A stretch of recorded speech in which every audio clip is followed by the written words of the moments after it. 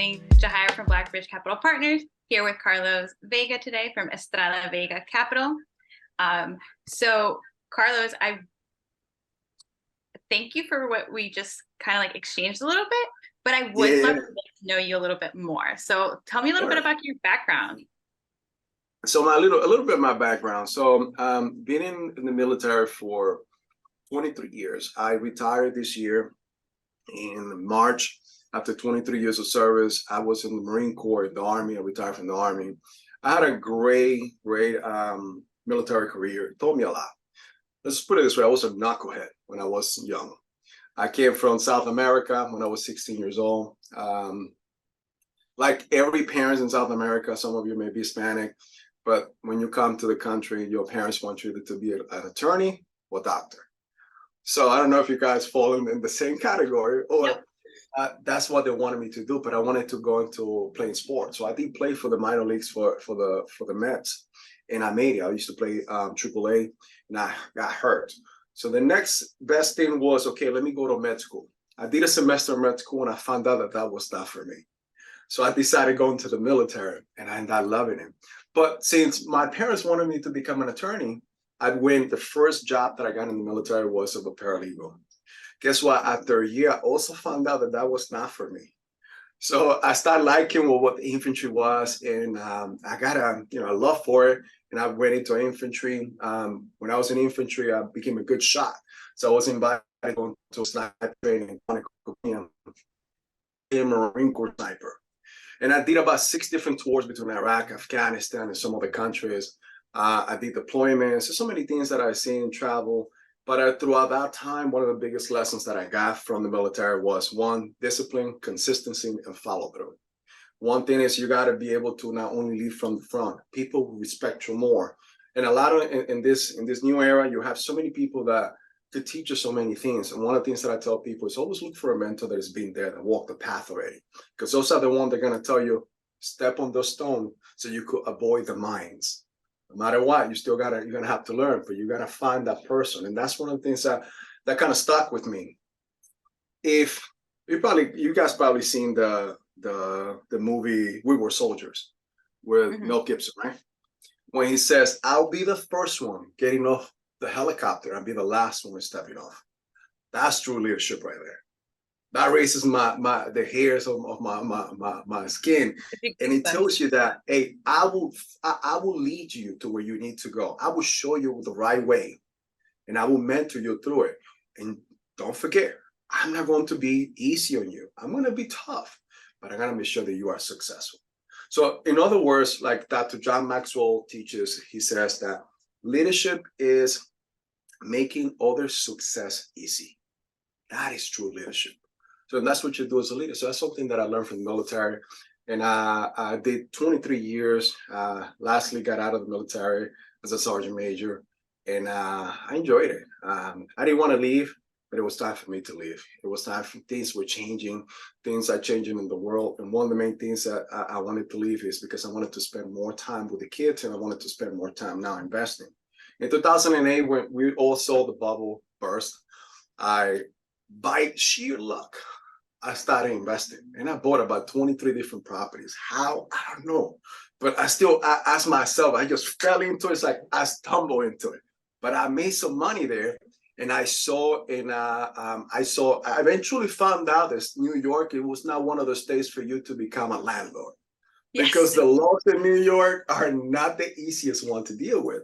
So I eventually sold off, made some good money, invested into commercial real estate, multifamily. I still kept 3 properties to this day of those houses that we have from back then.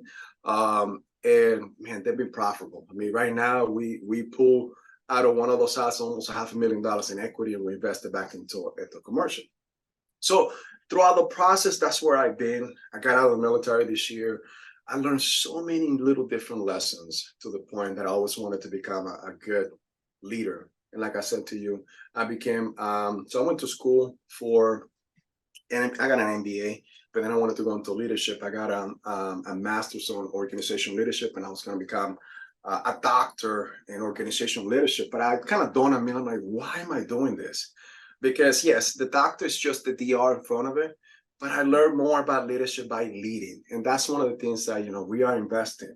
You are going to learn more by doing it, by messing up.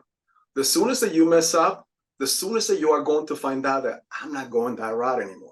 I'm going to go this way to make sure that I make some money. And we all going to make mistakes. But the fastest way for us to not make that mistake is by looking for someone that has already been there and can lead us to success. And that's something that I've been bringing back into what I'm doing today. I created a company almost 3 years ago. So we developed a software that we help businesses to develop business credit. Now, with the whole change, that company was sold out. I still own the rights to the software. We could still use it. And that was the 360 Business Vantage, in which we help businesses to develop business credit because it's essential. People didn't know about credit. People don't know about the personal credit, yet alone how to build business credit.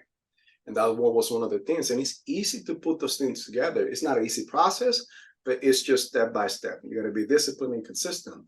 But eventually you are able to acquire credit, because if you want to invest, especially into commercial real estate, you're going to need a lot of bigger amounts of cash in order for you to invest back into real estate. You don't have to, you always want to borrow, but you always want to have something to down payment wise, or some, whatever case is that you want to invest into back into commercial real estate. And that's one of the things that you can do. And it's so much cheaper for you to do it. You can get bigger amounts of lending than what you do in your personal. And it doesn't affect your personal credit. And that's something that we always tell a lot of the businesses, that if you work on your business credit, opposed to actually working on your personal credit, you will be able to actually acquire more. And it's an art. So we developed that. We sold the company and we went back now into commercial in the past year.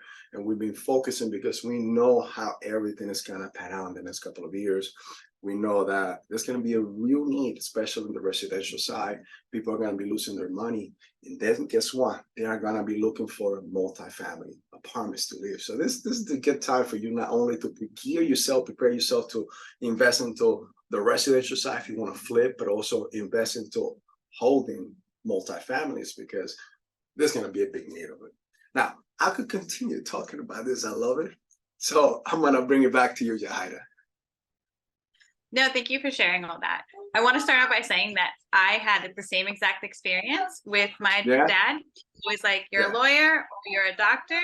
And I hated science my whole entire life. So that was not going to be the case for me. And I myself am actually a paralegal as well. I went into immigration. So it's crazy. So I did want to ask you, how do you feel like your military experience really translated over, while executing your goals and leadership with troops? Like, how did that translate over into the entrepreneurial side of the world? Especially because I did see that I'm not sure if you still are involved, but you created Warrior Investors. I did. So creative warrior investors, and that was a small window in which we were teaching wholesale. I sold the company, but I still own I sold the system, but I still own the company. So that company is still an investment company for us. So we are warrior investors too. How do they translate? If you've seen it, this is a common thing. People get excited when they see numbers, when they see the potential. But one thing that people don't do is follow through. And unfortunately, those of us that follow through take advantage of the situation and reap the benefits, and other people don't. And that's something that I learned from the military. There was no other way than to attack the heel and own the heel. But before that, we did our risk assessment, meaning that what can go wrong? Because it was about 99.999% of the time that the plan that we planned was never going the same way that we planned it at first. So the contingencies allowed us to understand what we was going to do and how we're going to attack that heel and own it. In this case, real estate. So that allowed me to actually translate how I'm going to attack this. And one thing that allowed me to do is look for the people that know better than me. I don't claim to know everything, but I know where to look for the answer. I know where to go get those mentors that can actually tell me and make that process easier for me. And like that, I'm able to, make better decisions. And, every once in a while we make some mistakes, which is okay with me. But allow me to also change the mindset that mistakes were a failure. They're not failure. They're just a stepping stone to success. So that's how being able to actually translate with the discipline, the consistency. And let me throw a book over here so you guys can actually, your audience can also read the benefits of this book. It's called The Power of Consistency by Walton Long. Read that book because that book is going to teach you tremendously on how to consistently apply yourself and become successful at everything you do. It just teaches you about sales, but you could translate that into your personal relationships, business, and your investment life. But the way that will actually translate into your life will be tremendously, and you'll see how much benefits you get out of it. Thank you. We always appreciate a good book. So we appreciate that. I will say, I love that you mentioned mentoring as, really looking for someone who has been there and has done the walk, right? There's so many mentors out in the world, but do they have a history? Do they have a track record? And it's so important for us to, I guess, qualify a mentor, right? You want to make sure that the same way that they would qualify you, you're also qualifying them. How would you say in your past or current situation, when you look for a mentor, what are you qualifying them for? So one of the things that I qualify them for is if I today, so let me put this in layman's terms. If I want to go out and learn how to fix my car, work on the specific type of engine, 1965 Shelby Mustang GT 500, I want to go out and see who is the mechanic, because not every mechanic is the same, that is being able to successfully work on this motor and being able to actually, build it. And I want to see the end result that they have. I want to hear it. I want to go ahead and feel it. That's the person that I personally will go after. So in this case, one of my biggest mentors, like I said to you, is and trust me, sometimes mentorship is not going to be cheap, but it's going to cost you so much less than you going out there without a mentorship. One of my mentors today that has become my personal friend and my Rich Dad. So another thing is Rich Dad, Poor Dad by Robert Kiyosaki. I always have my poor dad, which is my dad, love him to death, but the mentality is of a poor person. Then I have my Rich Dad, which is Omar Peru. He's the founder of LA Fitnesses. He's our international speaker. So today he's my mentor, is my Rich Dad, also a friend of mine. So most of the time, like for example, I know what he's done, his trajectory and everything that he's done. And a deal came to us over triple net lease, Walgreens. It's a portfolio that came in, almost $25 million. And I'm looking to invest into that. Who was the person that I went to, because I know that he's done certain things like that? Him. Can you please allow me or help me to see this? Because I know that this is an animal that I never attacked before. But tell me what I need to look for. And that's what I look for. The person that can allow me or help me see the unexpected. Things that I have not thought about, that I should be looking into a deal, into life, into whatever the case is. Even a marriage counselor. You want to see somebody that has a successful life, right? And there's so many funnies out there, but eventually you'll find out who's who. And they have a track record. So that's something that you always want to see, what is the track record of this person, but you also want to see someone that, or go after someone, or seek mentorship from someone that has done what you're looking for and doing, has been successful at it. All right, thank you. I appreciate that. It's funny that you say that, because we have come across, people who maybe they joined a mentorship and they did really good in the beginning, and then things kind of just didn't pan out for them again. So now it's like, this just doesn't work anymore. When the reality really is that resilience plays a big part in success. We have to continue to be resilient even when we're failing. So that's really going to be my next question to you.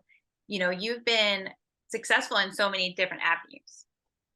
What failures? I fail a lot more. I tell you what, you seen the pretty, you seen the picture. We haven't seen the mistakes that done, and that's one thing that sometimes people don't see that. But go ahead, I'm sorry, I didn't mean to cut you off. No, you're fine, because actually that's what I was going to ask you. But I'm going to be more specific. What would you say is one failure that you learned the most out of? The most that I learned about is not having a mentor. I lost almost $400,000 into a company that I should have asked one of my mentors about when I used them as an escrow company for our business, for a past business in business credit. I used it as an escrow company, and we put almost $430,000. This company didn't have a good track record, and they knew about it. They say, if you would have asked me before, I would have told you who these people were. And they went bankrupt, and we lost almost $500,000 there. So that was a costly mistake. And the costly mistake is not having the right person to teach you. I mean, one of the main things that you need to do is, and this is something that Grant Cardone teaches, is if you have $10 today, $100 today, $1,000 today, invest in you. You are the most precious asset that you have. And in order for you to invest in you, you need to find those people that can teach you what you're looking for. So that's the most costly lesson that I ever had when it comes down to investing. No, 100%. I've heard before that mentorship is you're buying someone else's time, essentially. All the time that they've spent, all the knowledge that they have, you're buying into that, and that's so much more valuable. And like you said, you can do it yourself. You can spend time and years and everything trying to learn and making all the mistakes. But if you really kind of focus and find the right mentor for you, listen to them, help them guide you, because that's what they're doing. They're building upon what they see that you've already. And let me add to that. That's a great point. Let me add to this too, because sometimes we don't see the mistakes that we are making because we don't know any better. Sometimes this is why they call it team. And unfortunately, something that I don't agree with education today is that they teach you that it's a solo team. It's you. You take a task. If you don't pass, you fail, or you pass. That's not in business. We all know that, right? You need an attorney, you need a CPA, you need a contract. You need so many people in order to make this business work. And they don't teach you that. So, and if you see, you go back into Rockefeller's created the education system, right? And the Rockefellers created a mindset of workers, because without workers, you cannot create wealth. And that's what education does today. Now, education teaches you also discipline. But I believe that what we need to do is start working, getting out of the whole mold. And yes, education is going to help you out, but you need to also find the person that can help you get out of your own mindset. But sometimes I could see life and through different eyes. And they may see things, like a blind spot. When we're all driving, you always have the blind spot. It's usually over here, right? If you have what's called an A driver, in the military is called an A driver, that person can tell you, hey, look, that's what's going on. So Dr. John Maxwell teaches that we all have blind spots. And the good thing about it is to communicate. And the way that you communicate in this case is if you have people that work with you under you, it's always have a good meeting. Let's just say you two and for your company, Eric and Yahida. One of the main things I would say is let's have a meeting on the monthly basis. And how do you see that I do my podcast? Do you think that I come across this way? Or do you think that I'm actually representing what I represent? Because this is the way I see it. And Eric may say, well, I don't see it that way. This is the way that I see it in a way. So we all have those blind spots. That's what I used to do with a lot of my soldiers. Monthly basis, I used to take them out to lunch and I said, look, this is my intent of what I'm trying to do. And almost 100% of the times they would tell me, hey, that's not the way that it came out. That's not the way that we actually on the studio they took it. So allow me to become a better leader, a better person, a better leader overall, in which what I was trying to do is being successful at whatever task we were trying to have. So, and I think that's something that represents, and that's something that we got to carry on into our life today, because we don't know what we don't know. So that's why we always got to seek that person that may see things completely different, so allow the brainstorm to come with a better answer. One of the common threads that I've seen throughout leadership, and just from being in the multifamily space and studying those people that have really made impacts throughout the world, right, is them leveraging other people's knowledge. Using people to, you benefit them just as way as they benefit from you. In that relationship, just seeking counsel, right? just being humble enough to say, hey, I don't know everything. You specialize in this section of business or in this type of business. Let me seek your advice. And there's a question that I actually wanted to ask you, Carlos, since we're on the topic of leverage. Why is building the business credit such an important and crucial thing for entrepreneurs? Because coming from my background and Jahar's background as well, in Hispanic, we've always been taught to save, and everything comes out of pocket. But you're just studying business credit. I'm curious to see how you find it so crucial for people like us, to actually leverage. I know, man. So trust me, I know where you're going with this one. Yeah.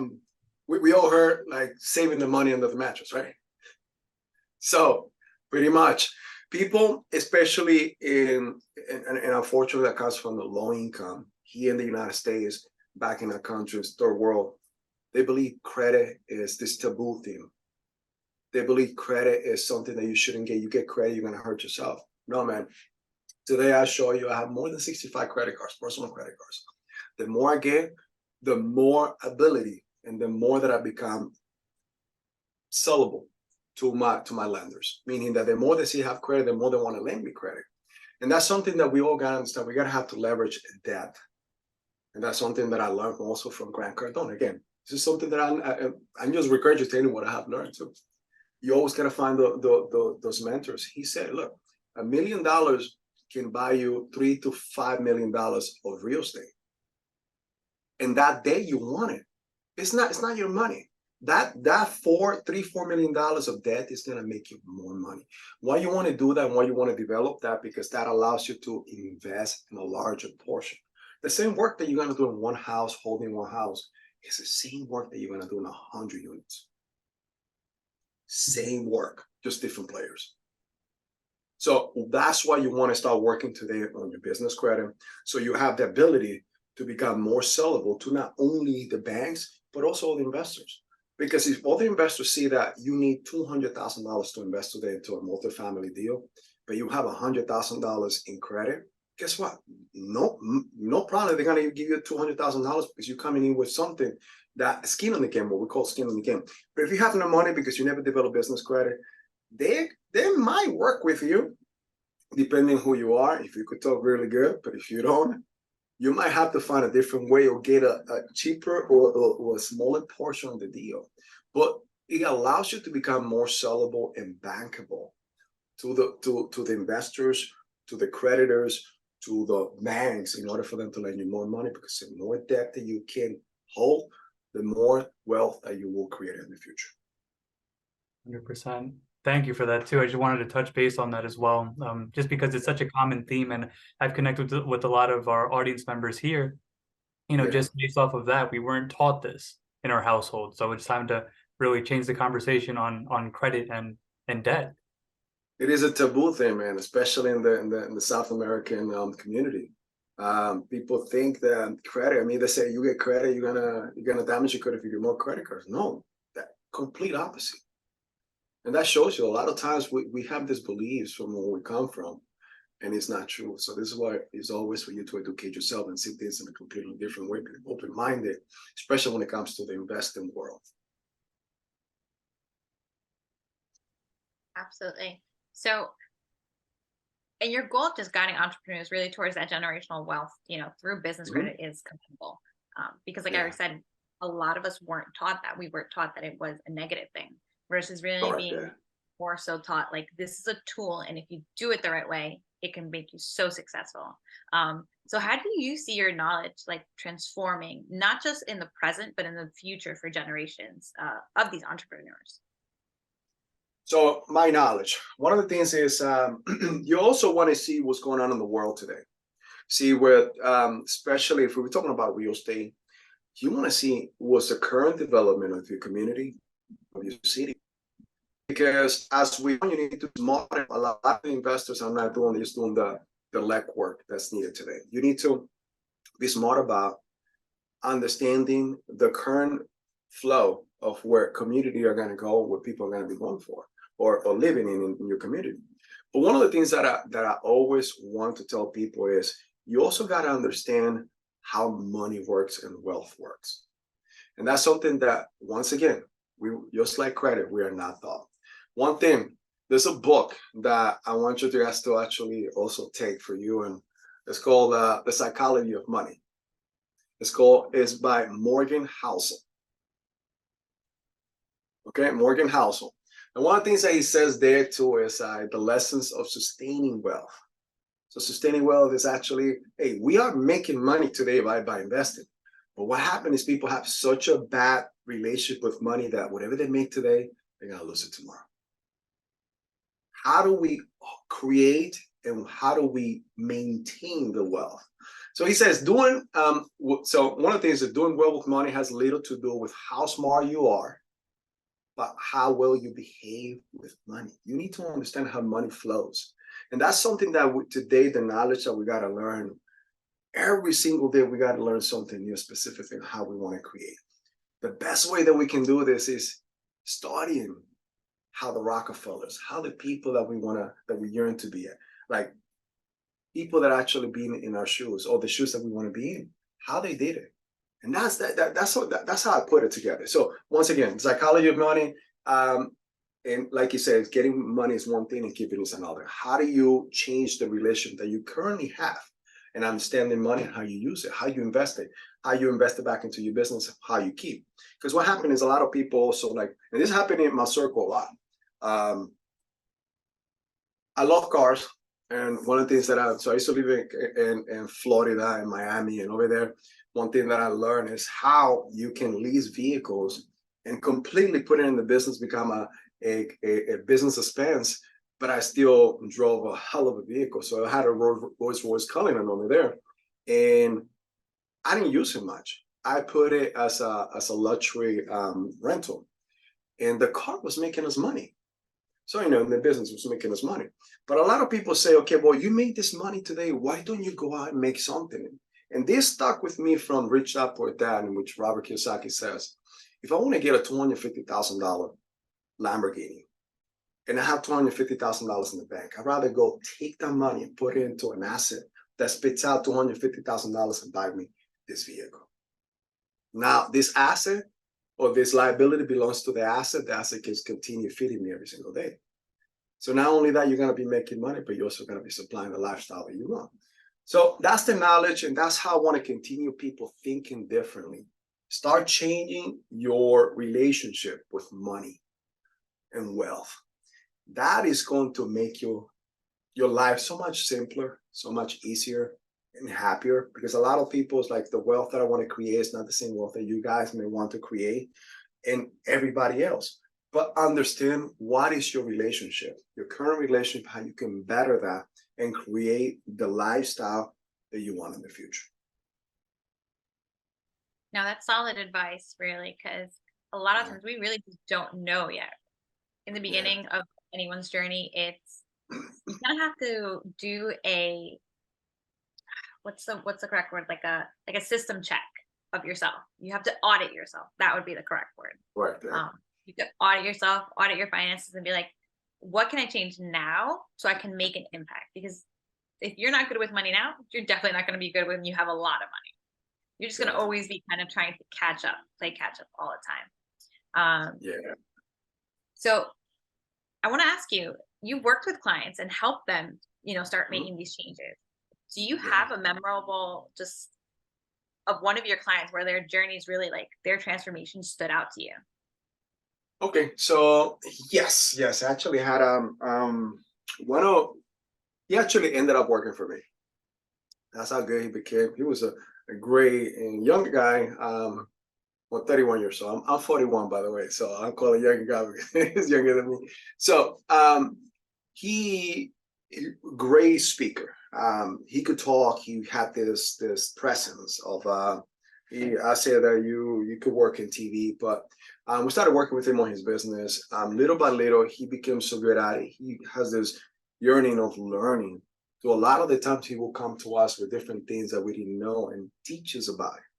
That's what you want. You want the student to come back to you and say, look, this is what I learned. Can we find out? Can we implement it? The person that is actually developing themselves and want to know more. Because that's what you want. You want someone that can surpass you. Like I want for my kids. I want my kids to be better than me in everything that I do. Allow me to make the mistakes, and just like, you have a mentor, and you be better than me. And that's what he did. To the point he still works for us today. And it's been almost 3.5 years that he keep creating, develop his business, got married, he got about 3 different houses. He started investing into Bitcoin. He made a ton of money in Bitcoin because of that, because he created business credit, was able to diversify what he wanted to do, and understands too that he needed to go to certain people to understand what he wanted to do. Like, I know nothing about Bitcoin. He actually taught me how to, and I invested into a certain company, make some money, but I was very careful. To me, I invest into real things. So real estate, real things that I could touch. So that's my thing. And I'm sorry, a lot of people wanted to go to the stock market. I never did anything with stock market. I actually did that because I had some plain money, and I made some money. I put my money on, I left the rest in there, and I even lost it after the fact. So I'm fine with it. I made my money back. But so that he's one of those that I would say that has been one of the best students that we had, to the point that he became partners in a deal and worked for our companies. No, that's amazing. And you get to really see their journey. You've gotten to see him grow as a person in 3 years. That's correct. That's probably the most valuable, return that you could have received from him, really. Yeah, definitely. It's and you create that relationship with him. You want this type of people in your life. They make you better as a person, as a teacher, as a mentor. Because don't get me wrong. There's a lot of times that you learn from these people, and just like I go up to people that I actually seek advice from, they always learn. There's certain things that they came out to me and said, man, thank you for allowing me to see this in a different way. And that's what you want to, you respect a leader that can come back to you and say, man, thank you for teaching me that. Because we know, some way, somehow, that person doesn't know everything. And even though that you look up to them, sometimes you see the flaws. But when that person is able to say, look, I know it's my flaw, but thank you for that, you gain more respect for those people. So I'm going to go ahead and allow anyone, if they want to jump up and ask a question, I'll kind of gear towards that now. So please, if anyone has a question, you can put it in the chat. I'll read it out, or you can unmute and just ask yourself directly. Let's go. You have a psychology of money. I see that you put it out there. Yes, I actually gifted this book to one of my clients, and he loved it. Because you see people, and this is going back to what you were saying, Jair, about auditing yourself, but you also have to audit your friends too, right? You have to make sure if somebody's falling behind or dragging behind with their money, you got to be, hey, I'm noticing these changes. Let me give you this book or a little reminder to, hey, let's make a couple changes here. But great book. So and this is how I picked up this book, is by the circle that I was in. So that's another thing that it at the time seemed kind of harsh on when I was saying it, but it's something that actually brought me a lot of resources. Is I kind of made this analogy. I said, look, this is my bus. You either get on my bus, get out of the way, or get run over. One of the things. So at the same time, is what I mean by that is like, family or not, friends or not. I lost a lot of friends when I started going this route. But that's the people, you are the sum of the people that you surround yourself with, right? And this is how I learned all these things, by getting around the people, and they saying, look, you want to learn about money, go read this book. And then they didn't go into detail what the book says. No, you go read the book. I'm like, okay, why should I read the book? But I'm not even gonna ask. He is where I want to be. I'm gonna go do what he told me to do. And then I'm gonna come back to him. I said, this is what I learned. Am I in the right path? And what they say, yeah, this is what you learned, but this is what you should see it. Go back and read it. I'm like, what just happened, bro? Okay, let me go back and read it. I'm not going to question the process. And that's the thing, that a lot of people want to question the process instead of you actually taking the steps to be successful. And a lot of times we are going to find a lot of things that we're going to do a waste of time, but we're only going to find out that they are a waste of time by doing it. And I have that mindset that, okay, well, everything that I'm going to do is either going to fail or I'm going to be a winner at. But finding out your own path, because our own path are going to be completely different. The only way you're going to find is by taking the first step. 100%. And we take book recommendations seriously. So if I could just bother you, Carlos, for the other book recommendation that you mentioned in the beginning. Oh, okay, got it. So that's Power of Consistency by Weldon Long. Thank you for that. Yeah, Weldon Long. I have a slew. I mean, you guys should read the 10X rule. Yes. The 10X rule, that's sell or be sold. He teaches you, do not give up. Don't give up. Don't give up. Sell or be sold. If you're not selling, somebody's selling. In this world, you're either a salesman or you work for a salesman. Yeah. What do you do? Yeah. So even if I want my girl to go out with me or wear something, I got to sell her into doing something. She's selling me to go eat something that she may want to eat, I may not want to eat, right? I'm selling it to go out and go to the gym in the morning or whatever time I want. Seriously, you were there. So like kids are the best salesmen in this world. They will throw a tantrum. They will throw a tantrum if they don't get their way until they get their way, right? And that's one thing that we have this mindset when we are little, but unfortunately society changes so much that we become like a robotic, like you see, like the way we came, like we don't know much about consistency, about money, about credit. It's just the way society raises. And that's why every time my kids want something, I make them work for it too, because I want them to understand that the way the process is, but I'm also teaching them how to invest their money. I pay them annually, and their money they don't get, they go to a Roth IRA that we now invest into a piece of real estate, and they see their money coming back.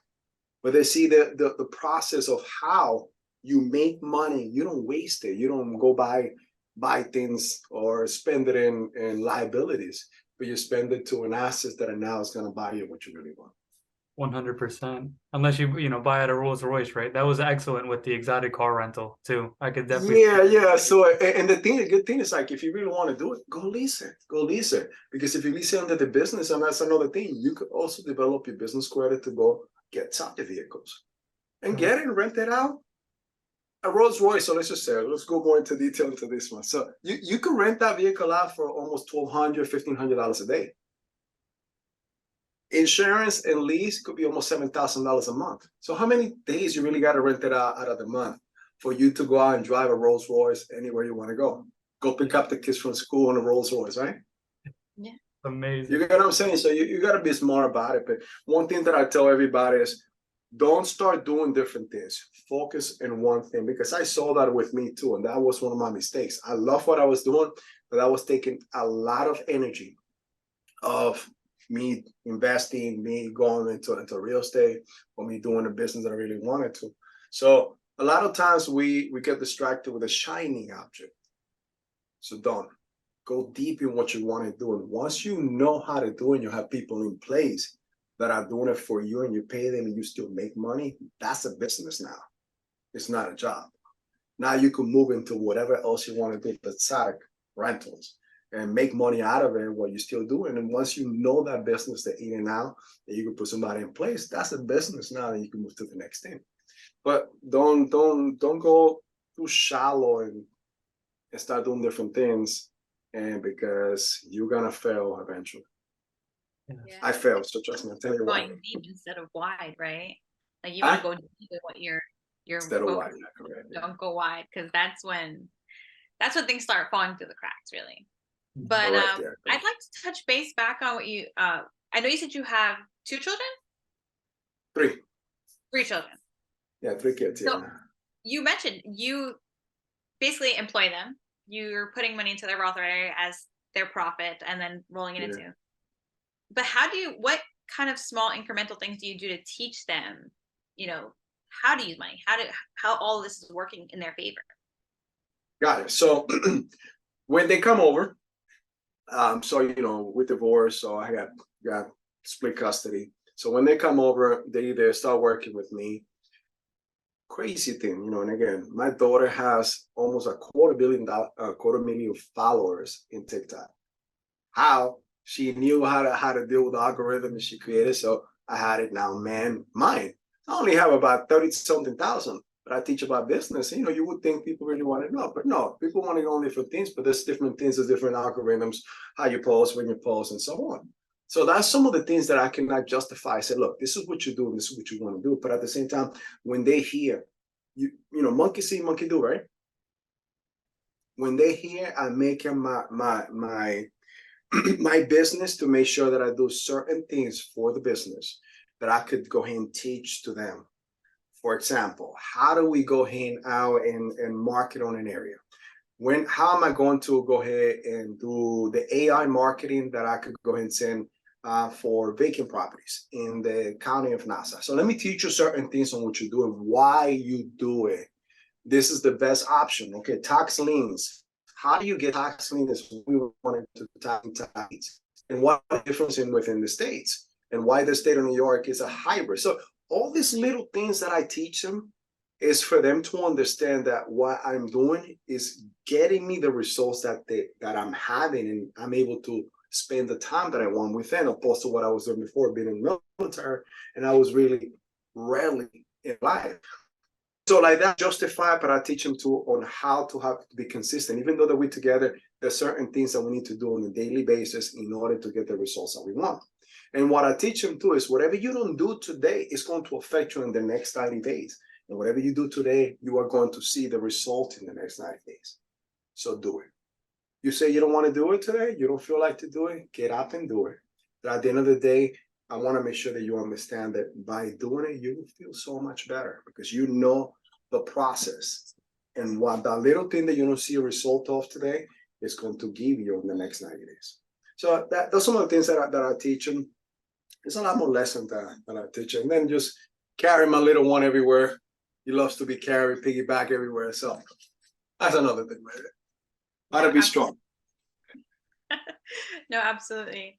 Like I said, I have a 2-year-old. Well, me and Eric have a 2-year-old. Besides being business partners, we're life partners. So our 2-year-old, right? She's always running around here. She's always seeing us do our calls consistently. To the point where at least on our team Monday night calls with the rest of our team, she jumps in and says hello. She wants to be a part of it. I'm just like, fantastic. You know, she's 2 and she's going to have a whole different world of knowledge than I did growing up. And that to me is priceless. You know, whatever money I have to invest in myself right now to get all the knowledge with mentors, with, you know, being in the same room with people that have that experience, I'm willing to do that because I know the shortcut that it's going to be for her. Got it. No, yeah, that's fine. Because you got to think about, it's like, if you go back in your teen years, until you start making changes of really what you wanted to do, we were a exact copy of our parents. That's who we were. Until you start deciding, oh, either I'm going to be the same or not. In my whole family, I broke the mold. I said, and that's something that T. Harv Eker, the millionaire, multimillionaire mind. It's another book right there. T. Harv Eker. Something that he says is that in life we are 2 different people. We could be either one or the other one.